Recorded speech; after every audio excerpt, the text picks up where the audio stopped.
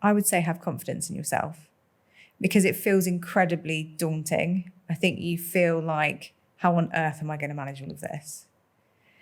And I think from the work point of view is almost the easy part, because I think if for me, I've got 3 children under 4. If I can manage that, I can pretty much handle anything at work. So that's kind of the easy part, is the balancing of the two. And I think you have to think about it in real terms.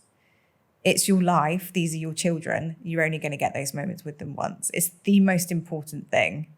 And meanwhile, you have a career which you want to build. You have to build to a certain extent to be able to support the family that you've got. So they're both important. But I would say that you need to, for one, make sure you're with the right employer. That's going to make a huge difference to how things go and the pressure on you. You have to remember that your time is finite. So that prioritization piece is so important, especially when it comes to time with your family. So drawing those boundaries, making sure, if 5 p.m. is the cutoff point, then, that's the time you go spend with your family. Your phone's upstairs, your laptop's upstairs, or wherever it is. And you make sure you have that kind of, that space and time for both. That said, you need to show up 120% for your job as well.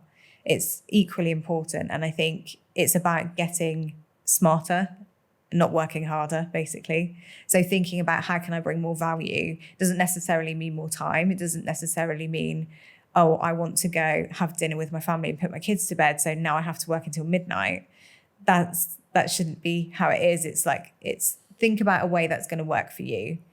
And yeah, like I said, I've been very, very lucky with Kimberly-Clark in terms of their flexibility and support. But yeah, making sure you're with the right employer as well that understands where you are in your life, what you want out of your career, and realistically what your day probably looks like, and being okay with that. I think that's a big part of it too.